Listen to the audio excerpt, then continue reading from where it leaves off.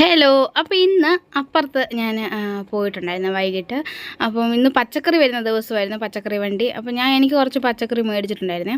അപ്പോൾ ഉഷാമ മേടിച്ചില്ല. അപ്പോൾ ഉഷാമയ്ക്ക് കുറച്ച് പച്ചക്കറി ഞാൻ മേടിച്ച് കൊടുത്താണ്. അപ്പോൾ അത് 250 രൂപയ്ക്ക് ഇത് ഒരുപാടുണ്ടല്ലോ ഇവിടെ ഇങ്ങനെ കൊണ്ട് പറയുവാണ്. അപ്പോൾ ഇന്ന് സത്യം പറഞ്ഞാൽ ഇവിടെ കഞ്ഞിയും അസ്ത്രവുമായിരുന്നു വൈകുന്നേരം ഇവിടെ ഉണ്ടാക്കുന്ന ഉഷാമ. അപ്പോൾ ഇത് അസ്ത്രത്തിനുള്ള ചേമ്പ് മാത്രമാണ്. ചേമ്പ് മാത്രം മഞ്ഞപ്പൊടി ഉപ്പ് ഇട്ട് വേവിക്കാൻ വെച്ചേക്കുക കേട്ടോ. എടീ, നീ തിന്ന പാത്രം എന്താ കഴിവിക്കാൻ? തിന്ന് കഴിഞ്ഞിട്ട് മറന്നുപോയോ? നീ എന്തോ ഓന്താന്നോ?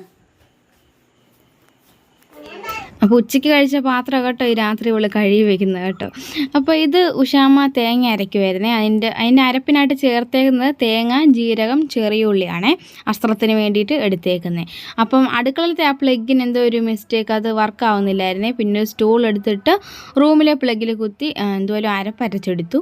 ഇത് പൊന്നൂൻ്റെ അച്ഛൻ മേടിച്ചുകൊണ്ട് വന്നതാണ്, ഫ്രൂട്ട് സലാഡ് എല്ലാവർക്കും മേടിച്ചുകൊണ്ട് വന്നിട്ടുണ്ടായിരുന്നു. നേരത്തെ തന്നെ ഇത് എവിടെയോ കണ്ടിട്ടുണ്ട്, പക്ഷേ ഞാൻ ഇത് കഴിച്ചിട്ടൊന്നുമില്ല, ആദ്യമായിട്ടാണ് കഴിക്കാൻ വന്നത് ഇങ്ങനൊരു പാക്കറ്റിലെ. വീഡിയോസിലൊക്കെ ഇങ്ങനെ കണ്ടിട്ടൊക്കെ ഉണ്ട്. അപ്പോൾ ഞാനിത് ഫ്രിഡ്ജിൽ കൊണ്ടുവച്ചു. കാരണം എന്ന് വെച്ചാൽ ഞാൻ കഴിക്കത്തില്ല. 6:30 കഴിഞ്ഞാൽ ഞാനൊരു ഫുഡും അങ്ങനെ കഴിക്കാറില്ല. ഇങ്ങനെയൊക്കെ കിട്ടുമ്പോൾ ഞാൻ കഴിക്കുന്നതാണ്, പക്ഷേ 6:30 കഴിഞ്ഞാൽ ഒന്നും ഞാൻ കഴിക്കാറില്ല. അതുകൊണ്ട് ഞാൻ ഫ്രിഡ്ജിൽ കൊണ്ടുവച്ചിട്ടുണ്ടായിരുന്നു പിറ്റേ ദിവസം കഴിക്കാനായിട്ട്. അങ്ങനെ ഉഷാമ തേങ്ങ അരച്ച അരപ്പ് അതിനകത്തോട്ട് ചേർത്ത് കേട്ടോ. ഇനിയും കടുവും കൂടെ കടുവും ഉഷാമ വറുത്ത് ഒഴിച്ച് കേട്ടോ. നല്ല ടേസ്റ്റുള്ള കറിയാണ്. ചേമ്പസ്ത്രം കഞ്ഞിയുടെ കൂടെ നല്ല സൂപ്പറാണ്. പക്ഷേ എനിക്ക് കഴിക്കാൻ ഒക്കാത്തതുകൊണ്ട് ഞാൻ കഴിക്കുന്നില്ലായിരുന്നു. ഇത് ശ്രീധരനാണ് എന്തോ ഡയലോഗ് അടിക്കുക. പിന്നെ ഉഷാമ്മ കഞ്ഞിയുടെ കൂടെ വയ്ക്കുന്നു വെച്ചാൽ ചുട്ടരച്ച ചമ്മന്തിയാണ്. തേങ്ങ ചുട്ടെടുത്തതും പിന്നെന്തുമായിരുന്നു, മുളക് പൊടി, കറിവേപ്പില, ഇഞ്ചി, അങ്ങനെ എല്ലാം കൂടെ അരച്ചെടുത്ത ചമ്മന്തിയാണ്. നല്ല ടേസ്റ്റാണ് അത്. പിന്നെ ഇത് ചപ്പാത്തി, അത് പൊന്നൂനാണ് ചപ്പാത്തി ഉണ്ടാക്കുന്നത്. ഡയറ്റ് എടുക്കുക അവൾ ഡയറ്റ് എടുക്കുന്നത് ഇങ്ങനെയൊക്കെ കേട്ടോ. 2 ചപ്പാത്തി, പിന്നെ ഓംലേറ്റ് ഉണ്ട്, ചായ കുടിക്കുന്നുണ്ട്, അതിൻ്റെ കൂടെ മാങ്ങ അച്ചാറും ഉണ്ട്. ഇതൊക്കെയാണ് പുള്ളിക്കാരുടെ ഡയറ്റ്. അങ്ങനെ കഞ്ഞിയൊക്കെ റെഡിയായി എല്ലാവരും കഞ്ഞി കുടിക്കുക കേട്ടോ. മണിക്കുണ്ണും പൊന്നുമോനും കഞ്ഞി കൊടുത്ത് അവർ കുടിക്കുക. മണിക്കുണ്ണിന് ചമ്മന്തി ഇഷ്ടമല്ലാത്തതുകൊണ്ട് അവനത് എടുത്തില്ല. കുറേ നേരം കൊണ്ട് ആ കറി ഇട്ട് ഇങ്ങനെ ഒഴിക്കുന്നതല്ലാതെ ഒത്തിരി നേരം പറഞ്ഞതിന് ശേഷം ആ കഞ്ഞി കുടിക്കുന്നത് കേട്ടോ.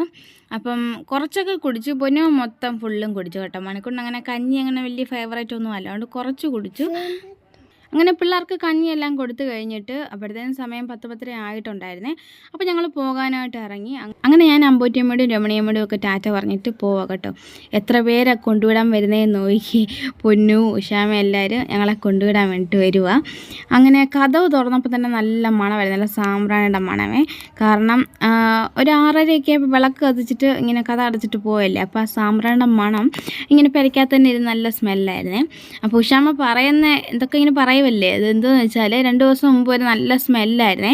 കാരണം എന്തോ അറിയാമോ, ഇതെന്തുവാ സ്മെല്ലെന്ന് അറിയത്തില്ല. 2 ദിവസം അടുപ്പിച്ച് ഭയങ്കര സ്മെല്ലാണ്. പിന്നെ പെരയ്ക്കകത്തെങ്ങാണോ എന്തെങ്കിലും ചത്ത് കിടക്കുവാന്നോ ഇല്ലയോ എന്നൊക്കെ ഇങ്ങനെ ഞങ്ങൾ നോക്കി. പക്ഷേ ഇതിനകത്തൊന്നും ഇല്ലായിരുന്നു. പക്ഷേ സ്മെല്ല് അങ്ങോട്ട് മാറുന്നില്ല. റോഡ് വരെ ഇങ്ങനെ സ്മെല്ലായിരുന്നേ.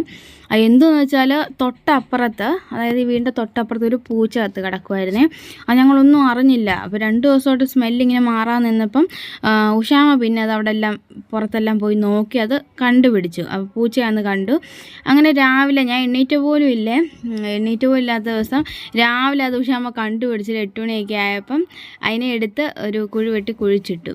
എന്നിട്ട് ഉഷാമയോട് പറഞ്ഞായിരുന്നു പൂച്ച കത്ത് കിടക്കുമായിരുന്നു, അതിൻ്റെ ആയിരുന്നു ആ സ്മെല്ലെന്ന് പറഞ്ഞായിരുന്നേ. അപ്പോൾ ആ കാര്യമാണ് ഇങ്ങനെ പറഞ്ഞുകൊണ്ടിരിക്കുന്നത് കേട്ടോ. അപ്പോൾ ഇത്രയൊക്കെ ഉള്ളൂ നമ്മുടെ ഇന്നത്തെ വീഡിയോ എന്ന് വെച്ചാൽ. അപ്പോൾ നിങ്ങൾക്ക് വീഡിയോ ഇഷ്ടപ്പെട്ടിട്ടുണ്ടെങ്കിൽ നമ്മുടെ ചാനൽ സബ്സ്ക്രൈബ് ചെയ്യാനും ലൈക്ക് ചെയ്യാനും ഷെയർ ചെയ്യാനും മറന്നു പോകില്ല. അപ്പോൾ അടുത്ത് നല്ലൊരു വീഡിയോ ആയിട്ട് വരാം. അതുവരെ എല്ലാവർക്കും